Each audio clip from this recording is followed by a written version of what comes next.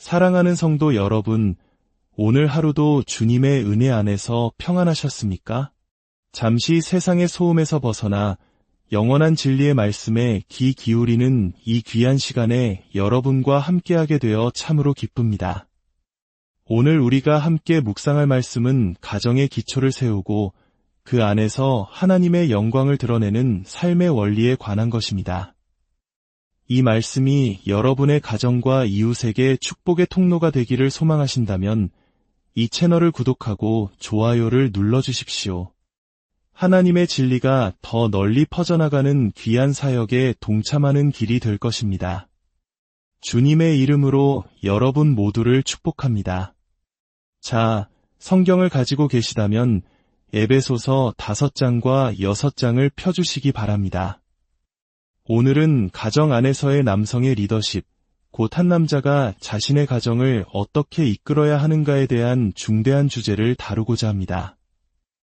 이 주제는 단순히 한 가정의 문제를 넘어섭니다. 가정에서의 남성의 리더십은 교회의 건강함과 국가의 미래에까지 영향을 미치는 핵심적인 기둥과도 같습니다. 과거의 한 위대한 신학자는 가정은 교회와 국가, 이 두 기관의 신학교다라고 말했습니다. 가정은 교회의 미래 지도자들이 빚어지고 훈련되는 장소입니다. 실제로 한 남성이 교회에서 리더의 자격을 갖추었는지를 평가할 때 가장 먼저 살펴보아야 할 것은 바로 그가 자신의 가정에서 리더십을 어떻게 발휘해왔는가 하는 그의 실질적인 기록입니다. 가족을 이끌어온 그의 모습이야말로 그가 하나님의 백성을 이끌 자격이 있는지를 판단하는 가장 근본적인 기준이 됩니다. 동시에 가정은 국가를 위한 미래의 시민들이 성장하는 터전이기도 합니다. 국가기관이 아이들을 책임지고 미래 시민으로 양육하는 것이 아닙니다. 그 책임과 의무는 오롯이 가정에 주어졌습니다. 가정은 미래 사회 지도자들의 인격이 형성되는 용광로이며 우리가 순종하는 법과 이끄는 법을 동시에 배우는 첫 번째 학교입니다. 그렇기에 오늘 우리가 에베소서 5장과 6절의 말씀을 통해 남성이 가정을 이끈다는 것이 정확히 무엇을 의미하는지 살펴보는 것은 절대적으로 중요합니다. 과거 제임스 알렉산더라는 신학자는 남성의 가정 내 리더십에 대해 이렇게 말했습니다. 남성은 가정의 머리이다. 이는 하나님의 신성하고도 변경할 수 없는 법칙에 의한 것이다. 이 의무와 특권은 남성 스스로 포기할 수 있는 것이 아니다. 이는 단순히 나이나 지식 혹은 재산이 더 많다는 것을 의미하는 것이 아니다. 그는 아버지이며 가장이다. 그의 어떠한 행동이나 인격도 주변 가족들에게 흔적을 남기지 않을 수 없다. 그렇습니다. 남성은 가정의 머리요, 지도자입니다. 그리고 그는 이 역할에서 벗어날 수 없습니다. 그는 효과적으로 가정을 이끌 수도 있고 형편없이 이끌 수도 있습니다. 그러나 어느 쪽이든 그는 결국 가정을 이끌게 됩니다. 남성이 리더십을 발휘하기를 포기하는 것 자체가 실패를 향해 가정을 이끌고 있는 것입니다. 이것은 선택사항이 아닙니다. 하지만 오늘날 가정에서 남성이 리더가 된다는 생각에 대한 수많은 반론이 존재합니다. 물론 세상의 문화 속에서 들려오는 반대 목소리는 그리 놀랍지 않습니다. 특히 현대 페미니즘 운동은 제가 방금 말씀드린 개념, 즉 남성이 가정의 머리라는 생각에 대해 거세게 반발합니다. 어떤 사회학자들은 서구 사회의 가정 해체를 오히려 인류의 승리라고까지 묘사합니다. 높은 이혼율과 혼외 출산율이 가부장제, 즉 남성 중심의 가정 구조에 대한 인권의 승리를 보여주는 신호라고 주장합니다.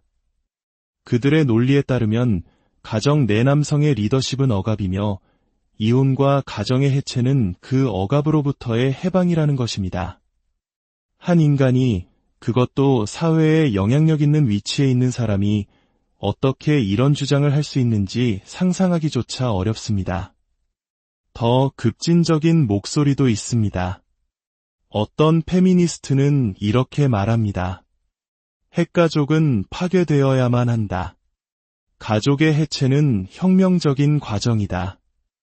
어떤 여성도 자녀에 대한 특별한 책임 때문에 자신의 기회를 포기해서는 안 된다. 또 다른 이는 이렇게까지 주장합니다. 가부장제 하에서 어떤 여성도 안전하게 자신의 삶을 살거나 사랑하거나 아이를 키울 수 없다. 모든 여성은 과거, 현재, 미래의 희생자이며 모든 아들은 잠재적인 배신자이자 다른 여성을 착취할 강간범이다. 이것이 우리가 살고 있는 시대의 문화적 배경입니다. 하지만 어떤 분들은 이렇게 생각할지도 모릅니다. 그건 하나님을 모르는 세상 사람들의 극단적인 이야기일 뿐이겠지. 그러나 안타깝게도 이러한 반대의 목소리는 교회 안에서도 발견됩니다. 소위 복음주의 페미니즘이라 불리는 흐름 속에서 남성의 리더십과 머리됨에 대한 세 가지 주요한 반론이 제기됩니다. 우리가 에베소서 본문으로 더 깊이 들어가기 전에 이 문제들을 먼저 짚고 넘어가야 합니다. 왜냐하면 이러한 생각들이 이미 교회 안에 깊숙이 스며들어 많은 성도들, 심지어 보수적이라고 생각하는 교회의 청년들조차 남성 리더십을 낡고 시대착오적인 개념으로 여기게 만들었기 때문입니다. 그 세 가지 주장은 첫째, 문화적 주장, 둘째, 저주의 결과라는 주장, 그리고 셋째, 본문 해석의 혼동입니다. 첫 번째, 문화적 주장입니다. 이들은 바울이 에베소서 5장에서 남성의 머리됨을 언급한 것은 당시의 가부장적 문화 상황을 단순히 반영한 것일 뿐 시대를 초월하는 진리는 아니라고 말합니다. 그러나 이 주장은 성경 전체의 가르침을 간과합니다. 성경은 에베소서 5장뿐만 아니라 골로새서 3장, 베드로전서 3장, 디도서 2장 등 여러 곳에서 일관되게 남편의 머리됨과 아내의 순종을 가르칩니다. 더 중요한 것은 이 원리가 창세기 1장에서 3장에 나타난 하나님의 창조 질서에 깊이 뿌리내리고 있다는 사실입니다. 바울은 고린도전서 11장에서 여자의 머리는 남자여, 남자의 머리는 그리스도시요, 그리스도의 머리는 하나님이시라 고 선언하며 디모데전서 2장에서는 남성의 리더십이 창조의 순서에 근거하고 있음을 분명히 밝힙니다. 따라서 에베소서의 가르침을 단순히 특정 시대의 문화적 산물로 치부할 수는 없습니다. 두 번째는 저주의 결과라는 주장입니다. 이들은 남성의 지배적인 리더십이 창세기 3장 16절, 즉 인류의 타락 이후에 주어진 저주의 결과물이라고 주장합니다. 하나님께서 하와에게 너는 남편을 원하고 남편은 너를 다스릴 것이니라 고 하신 말씀이 그 근거입니다.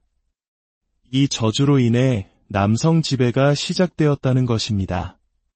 그러나 이 주장에는 몇 가지 심각한 문제가 있습니다. 만약 남성의 머리됨이 타락의 저주라면 왜 그리스도 안에서 저주로부터 구속받은 성도들에게 보내는 편지인 에베소서, 골로새서, 디도서에서 동일한 원리가 계속해서 강조되는 것일까요? 또한 저주에 대한 이들의 논리를 따른다면 이상한 결론에 도달하게 됩니다. 하나님은 여성에게 해산의 고통이 더해질 것이라는 저주도 함께 내리셨습니다. 만약 그리스도인이 됨으로써 남편이 다스리는 저주가 사라진다면 해산의 고통이라는 저주 또한 사라져야 마땅하지 않겠습니까? 그렇다면 믿지 않는 여성의 출산실에서는 비명이 가득하고 믿는 여성의 출산실에서는 평화와 고요함만이 흘러야 할 것입니다. 저는 제 아내가 아이를 낳을 때 그 방에 있었습니다. 현실은 전혀 그렇지 않다는 것을 압니다. 당신 때문에 내가 이렇게 고생하잖아 라는 그 유명한 말을 똑똑히 들었습니다. 가장 결정적으로 우리는 타락 이전에도 남성의 머리됨의 원리가 존재했음을 창세기 2장에서 분명히 볼 수 있습니다.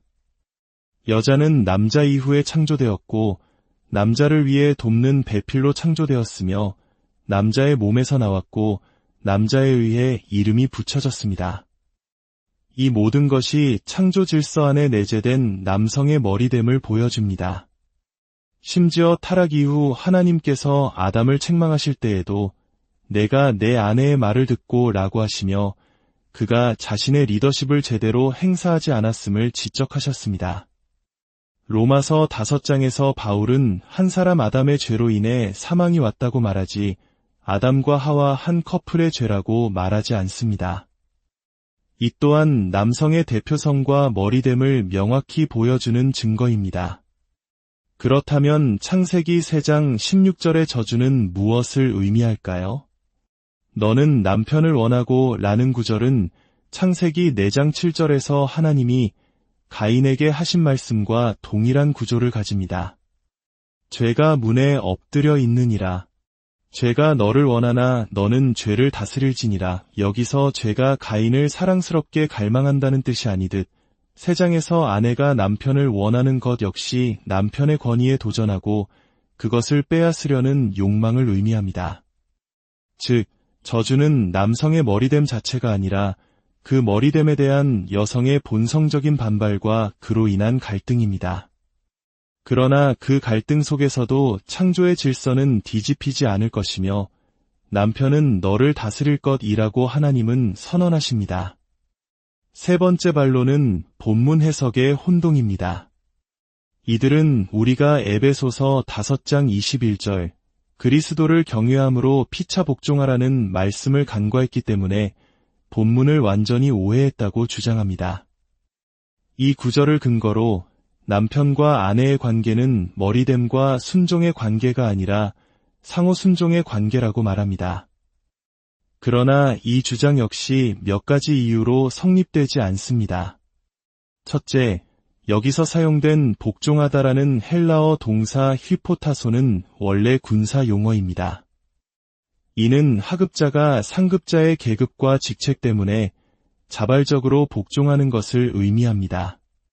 군대에서 대위가 이등병에게 저 고지를 점령해야겠는데 우리는 상호순종 관계이니 자네 의견은 어떤가? 라고 묻지 않습니다. 상급자는 명령하고 하급자는 경례하며 실행합니다. 휘포타소라는 단어 자체가 상호 순종의 개념을 허용하지 않습니다. 둘째, 이 소위 상호 순종 조항은 남편의 머리됨을 다루는 다른 본문들, 즉 골로새서 3장이나 베드로전서 3장, 디도서 2장에는 전혀 나타나지 않습니다.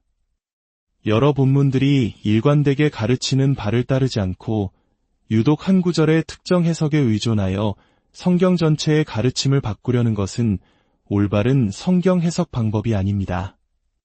셋째, 가장 중요한 것은 문맥입니다. 에베소서 5장 21절은 새로운 문단의 시작이 아닙니다. 오히려 15절부터 시작된 긴 단락의 마지막 결론 부분입니다. 15절부터 바울은 성령 충만한 삶이 어떠해야 하는지를 설명합니다. 그리고 그 구체적인 실천 방법 3가지를 제시하는데 첫째는 시와 찬미와 신령한 노래로 서로 화답하는 것이고 둘째는 범사에 감사하는 것이며 셋째가 바로 그리스도를 경외함으로 피차 복종하는 것입니다. 그리고 이 세 번째 명령인 피차 복종이 적용되는 3가지 구체적인 관계가 바로 뒤따라 나옵니다. 첫째는 아내와 남편, 둘째는 자녀와 부모, 셋째는 종과 상전의 관계입니다.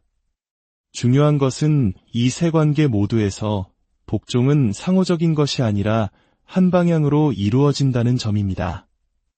아내는 남편에게, 자녀는 부모에게, 종은 상전에게 복종하도록 명령받습니다. 부모가 자녀에게, 상전이 종에게 복종하라는 말씀은 없습니다. 따라서 21절은 남편의 머리됨을 무효화하는 구절이 아니라 오히려 그 권위 아래 있는 아내, 자녀, 종들이 어떻게 성령 충만한 삶을 살아내야 하는지를 보여주는 서론격인 구절입니다. 그러므로 성경은 명확하고도 분명하게 남편이 가정의 머리로서 리더십을 발휘해야 한다고 가르칩니다. 그렇다면 남성의 리더십은 구체적으로 어떤 모습이어야 할까요? 성경이 말하는 가정의 범위는 단순히 부부 관계에만 국한되지 않습니다. 남성의 리더십은 아내와의 관계는 물론 자녀의 양육과 훈육, 그리고 그 가정에 속한 모든 일들을 다스리는 것을 포함합니다. 많은 남성들이 성경이 나를 머리라고 했으니 아내와의 다툼에서 마지막 결정권은 나에게 있다 라고 가슴을 치며 외치고 싶어 합니다. 좋습니다. 하지만 거기서 멈추면 안 됩니다. 당신은 당신 자녀들의 신앙 교육을 책임지는 최고 책임자이자 제자 양육자입니까? 당신은 당신의 자녀들이 복음으로 변화되어 하나님을 올바르게 믿고 바르게 살아가도록 구체적인 신앙의 로드맵을 제시하고 있습니까? 에베소서는 아비들아 너희 자녀를 노엽게 하지 말고 오직 주의 교훈과 훈계로 양육하라고 명령합니다. 이것이 아내가 자녀 양육에 역할이 없다는 뜻이 결코 아닙니다. 다만 그 최종적인 책임이 아버지에게 있음을 분명히 하는 것입니다. 우리는 이 책임을 너무나 자주 놓치고 살아갑니다. 특히 목회자나 사역을 꿈꾸는 분들에게 말씀드립니다. 과거 세대에는 당신이 하나님의 일을 돌보면 하나님이 당신의 가정을 돌보실 것이라는 잘못된 생각이 있었습니다. 이 생각 때문에 수많은 사역자들이 다른 사람의 가정 문제를 돌보느라 정작 자신의 가정을 방치했고 그 결과 PK라는 상처뿐인 꼬리표가 생겨났습니다. 그것은 순전한 죄입니다. 저의 첫 번째 소명이자 첫 번째 사역은 제 아내의 남편이 되는 것이고 제 아이들의 아버지가 되는 것입니다. 어찌 감히 세상 끝까지 가서 모든 민족을 제자로 삼으라는 지상 대명령을 수행하면서 바로 내 집에 있는 나의 자녀들을 제자 삼는 일에 실패할 수 있겠습니까? 성경에 나오는 종과 상전의 관계는 오늘날 우리에게 불편하게 들릴 수 있습니다. 그러나 이 원리는 오늘날에도 적용됩니다. 중동에서 파일럿으로 일하게 된 한 가정이 있었습니다. 그곳은 가정에 하인이 있는 것이 아주 일반적인 문화였습니다. 이 크리스천 가정은 스리랑카 출신의 가정부와 그녀의 남편을 매일 가정 예배에 초대하기 시작했습니다. 그 결과 이 가정부 부부는 예수님을 믿고 변화되었습니다. 놀라운 일은 거기서 그치지 않았습니다. 이들의 변화된 모습을 본 다른 스리랑카 출신 하인들이 이 집에 찾아오기 시작했고 그들 역시 가정 예배에 참여하며 복음을 듣게 되었습니다. 결국 저는 그곳에 방문하여 이슬람 문화의 중심지인 두바이의 바다에서 수많은 스리랑카 출신 하인들에게 세례를 베푸는 놀라운 특권을 누렸습니다. 한 남성이 자신의 아내와 자녀, 그리고 자신에게 맡겨진 모든 이들을 신실하게 목양했을 때 하나님께서 그 가정을 통해 어떻게 일하시는지 보여주는 살아있는 증거입니다. 가정에서의 남성의 리더십은 이처럼 포괄적입니다. 당신은 당신의 가정 전체가 나아갈 방향을 설정할 책임이 있습니다. 하지만 기억하십시오. 이 리더십은 폭력적인 지배를 통해 얻어지는 것이 아닙니다. 오히려 아내와 자녀들의 자발적인 순종을 필요로 합니다.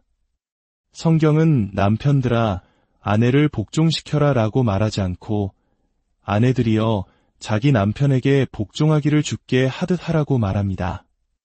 순종은 아내의 몫입니다. 그렇기에 저는 젊은 형제들에게 이렇게 조언합니다. 만약 당신이 관심 있는 자매가 있는데 그녀가 자신의 아버지에게 순종하지 않는 모습을 보인다면 뒤도 돌아보지 말고 도망치십시오. 자신을 낳아주고 길러준 아버지의 권위에도 순종하지 않는 여성이 흠 많고 부족한 당신에게 온전히 순종하리라 기대하는 것은 어리석은 착각입니다. 그렇다면 남편은 어떻게 이 리더십을 발휘해야 할까요? 바로 목양을 통해서입니다. 당신은 그들을 하나님의 말씀으로 섬기고 있습니까? 에베소서 5장 25절은 명령합니다. 남편들아 아내 사랑하기를 그리스도께서 교회를 사랑하시고 그 교회를 위하여 자신을 주심같이 하라. 이는 그리스도께서 교회를 물로 씻어 말씀으로 깨끗하게 하사 거룩하게 하시고 흠도 주름도 없는 영광스러운 모습으로 세우기 위함이었습니다. 남편 여러분, 당신의 아내가 말씀의 물로 씻겨지고 있습니까? 당신은 그녀의 영적 성장을 위해, 그녀의 거룩함을 위해 무릎 꿇고 기도하고 있습니까? 아니면 그저 당신은 왜 순종하지 않는 거야? 라고 손가락질만 하고 있지는 않습니까? 자녀들에 대해서는 어떻습니까? 그들의 마음을 상하게 하는 분노로 다스리는 것이 아니라 주의 교훈과 훈계로 십자가의 복음으로 그들을 양육하고 있습니까? 이 모든 리더십의 궁극적인 목적은 무엇일까요? 바로 그리스도의 영광을 드러내는 것입니다. 남편과 아내의 관계는 그리스도와 교회의 관계를 보여주는 이 땅에 살아있는 그림입니다. 제가 성경적인 머리됨을 실천하고자 하는 이유는 그것이 그리스도와 교회의 신비로운 연합을 보여주는 거룩한 그림이기 때문입니다. 아내가 남편에게 순종해야 하는 이유는 그 순종이 궁극적으로 그리스도를 향한 예배의 행위가 되기 때문입니다. 저의 자녀들을 향한 가장 큰 소망은 무엇일까요? 그들이 좋은 대학에 가고 성공적인 직업을 갖는 것 이전에 그들이 예수 그리스도를 인격적으로 만나 구원받는 것입니다. 그것이 아비로서 저의 가장 중심된 소망이 되어야 합니다. 부모로부터 물려받은 죄의 본성으로 고통받는 자녀들을 그 저주로부터 건져내기 위해 우리는 복음을 전하고 또 전해야 합니다. 자녀가 천국에 들어가기를 위해 한 시간도 간절히 기도하지 않으면서 그저 좋은 학교에 들어가기만을 위해 기도하는 부모가 얼마나 많습니까? 이것이 진정한 남성의 머리됨입니다. 우리가 이 진리를 위해 싸워야 하는 이유는 이것이 단순히 우리의 주장이 아니라 하나님의 명령이기 때문입니다. 또한 이 그림이 왜곡될 때 그리스도와 교회에 대한 진리 자체가 세상 앞에서 모독을 당하기 때문입니다. 진정한 성경적 남성 리더십은 자신의 역할을 이해하고 그 역할에서 물러서거나 변명하지 않으며 동시에 그 책임의 막중함 앞에 두려워할 줄 아는 사람입니다. 그는 힘으로 군림하는 폭군이 아니라 그리스도의 사랑으로 섬기는 목자입니다. 이제 말씀을 마치려 합니다. 여러분, 가서 이와 같이 행하십시오.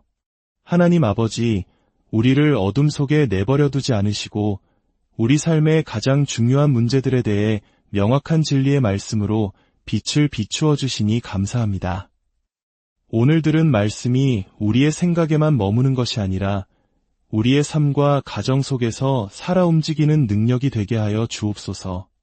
우리 각 가정이 주님의 사랑과 질서 안에서 든든히 서가게 하시고 세상 속에서 그리스도와 교회의 아름다운 모습을 증거하는 작은 천국이 되게 하여 주옵소서. 이 모든 말씀 우리 주 예수 그리스도의 이름으로 기도드립니다.